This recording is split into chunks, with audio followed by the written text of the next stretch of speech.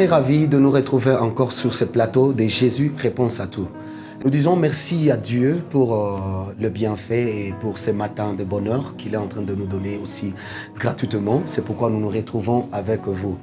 Après notre numéro passé, maintenant aujourd'hui nous allons parler sur laisse la mauvaise herbe pousser.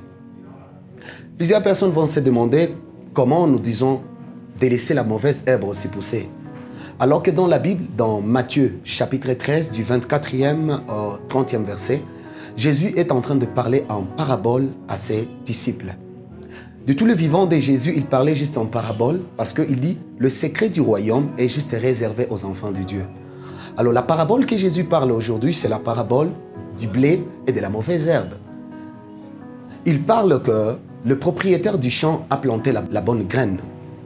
Mais le soir, le mauvais est passé et il a mis aussi une autre graine qui n'était pas bonne. Alors les travailleurs du champ, ils sont passés et quand ils ont vu que la mauvaise herbe a aussi poussé, ils sont partis voir le propriétaire du champ et lui demandèrent « Mais n'as-tu pas seulement planté la bonne graine? Mais voici aujourd'hui, ce soir, nous avons remarqué qu'il y a une autre graine qui commence à pousser et faire sortir des herbes. Que devons-nous faire? Devons-nous laisser ou il faut qu'on enlève la mauvaise herbe? » Mais le propriétaire du champ leur dit « Laissez la mauvaise et la bonne herbe pousser ensemble.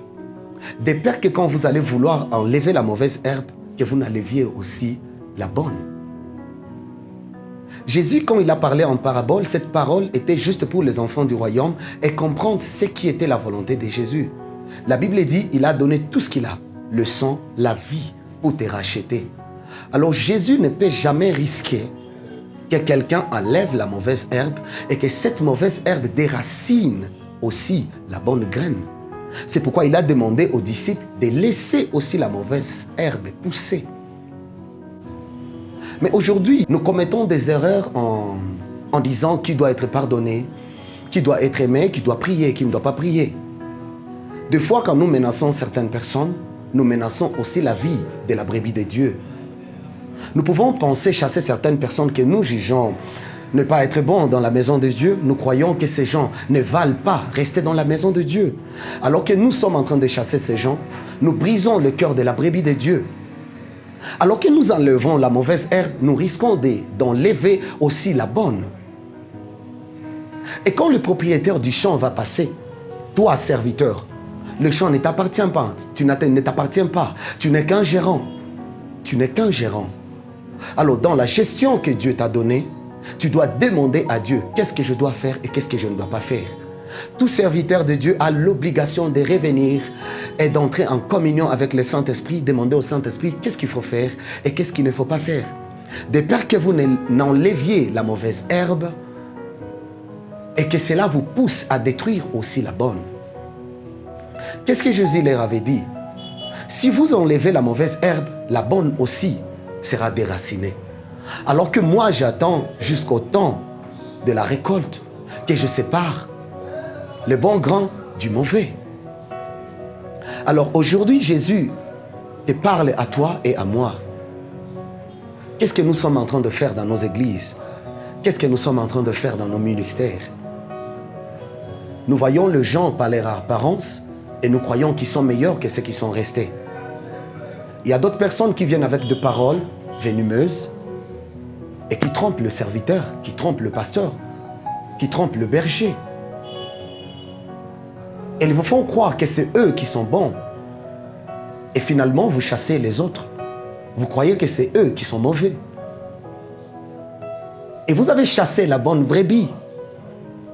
Et la mauvaise, vous l'avez gardée. Ce sont des loups que vous laissez dans la maison, croyant que vous avez enlevé la mauvaise herbe. Mais c'est le bon grain de Dieu que vous avez jeté dehors. Il nous recommande aujourd'hui de laisser la bonne et la mauvaise herbe pousser ensemble. Nous les reconnaîtrons par ce qu'ils seront en train de porter. Le fruit de la mauvaise et le fruit de la bonne. Si vous voyez le blé et l'ivraie, c'est presque la même chose quand ils sont en train de croître. Mais finalement, ce qui les différencie, ce sont les grains. C'est la production finale.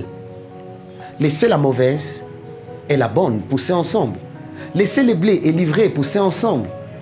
Quand vous serez au moment de la récolte, c'est là que vous verrez le produit ou le fruit porté par l'ivraie et celui porté par le blé. C'est là que vous allez séparer le blé des livrées et vous allez amasser l'ivraie et jeter dans le feu. Telle est la recommandation de Dieu. Jésus parle en parabole pour ses enfants et il les appelle en secret pour leur expliquer cette parabole.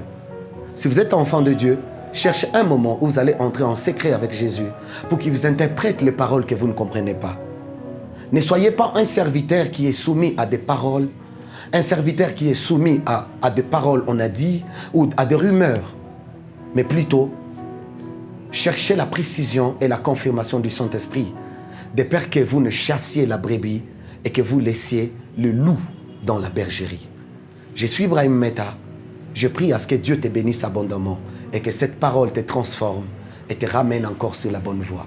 Je te fixe notre rendez-vous. À plus.